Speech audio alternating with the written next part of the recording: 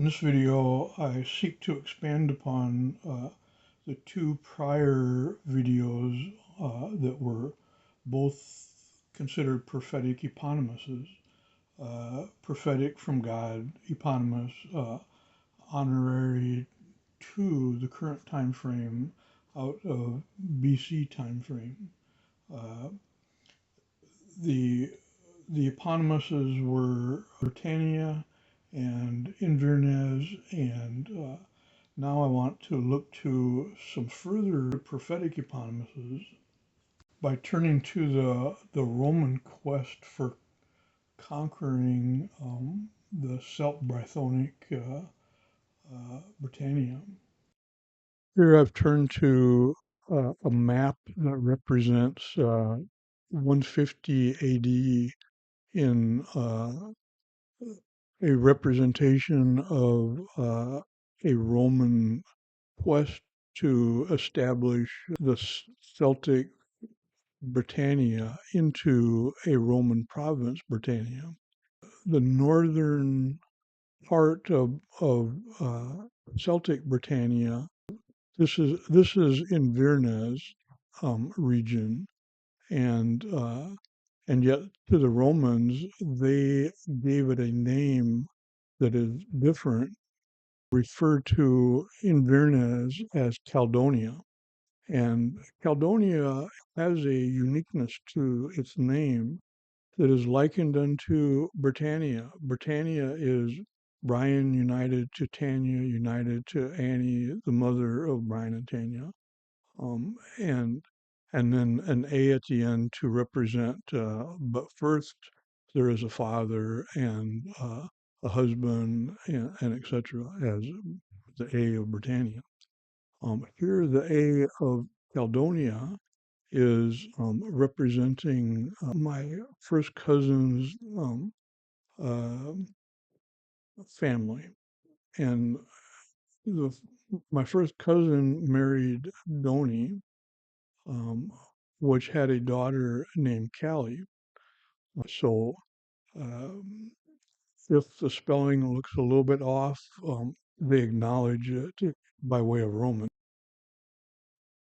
But the Caledonian strength came by way of confederacy with the Celts, and in fact, Brythonic Celt. And of course, Roman never conquered uh, Inverness or Britannia. Meanwhile, as I turn back to Wikipedia's map of the region, I see two walls in particular.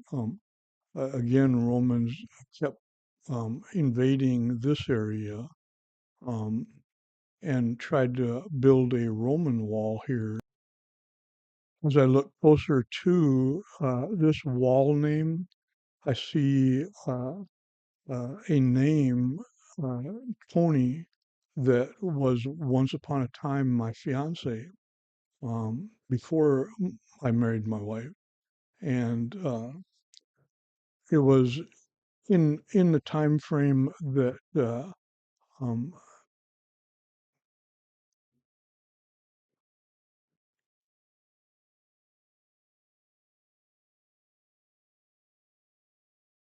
it was in a time frame that I was 17 and lived with her after about a year of a relationship, and she was 15. Time went on and went to the Navy, and um, she said yes, but her father said no. He wouldn't sign on to marriage while she's a minor, and so the knee is represented by a engagement proposal that was accepted by her, but not accepted by her father. The study of Greek knee is just as you'd expect an oath or a promise. Again, I'm going to look at the NE suffix there on Tony. This is the transliterated um, N-E. Thayer defines it as a particle employed in affirmations and oaths, such as I promise, I vow, I um, agree to marry you, etc. Um, but it's joined to an accusative of the person is better understood to be a disjunctive particle.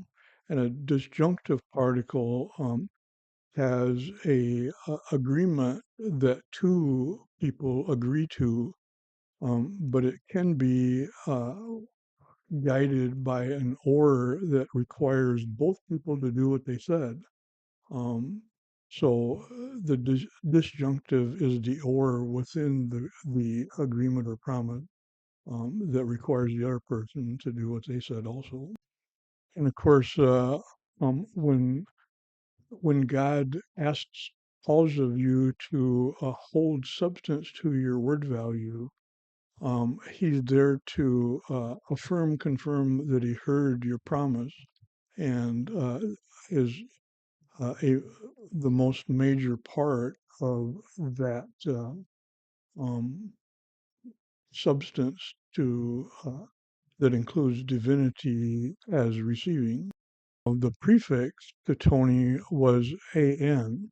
So I've turned to the transliterated Greek word study for an, which is AV in original Greek. It's an interesting word that becomes subjective, argumentative, a supposition, all the way up to and including, don't you wish that which you're looking at in a biblical context, don't you wish it was able to say what it is you want it to say, when really it's just still in supposition, context, or subjective and argumentative, um, and that's what an means. In fact, the an in original Greek is av, and av is my wife's maiden name initials. A as Britannia Annie, um, Inverness V, uh, and that's, but it's also disjunctive, and apply it to Tony. Don't you wish that you would have married Tony? I do wish that I held to my word, but as it turned out, I found my way to an extreme. As I turn back to the Roman map, I see the second wall is called Hadrian's Wall. I dare see, because I see so many things in mapping, I dare suggest that I recognize this as my nephew's name, Ryan. Um, and so Ryan is attached to that which is had, and had is representative of a past tense. And since he's a pastor, past tense is part of uh, the calling of how to help a person deal with sin is to put it into the past, to have it be forgiven into the past. But there's other ads, past tense, things to consider in the past, um, that are alternative to past or. Um, there's an or of a pastor that says, well, not all things are meant to be put into the past. Fatherhood is not put into the past. Spousal is not put into the past. So there's an or on the past. But all that is under the context of repentance and forgiveness according to Christ's standards of forgiveness. Some things can be put into the past when there's nothing that you can do to change it. But when you say nothing, you're ignoring the fact that there are things that you can do to help others choose alternatively,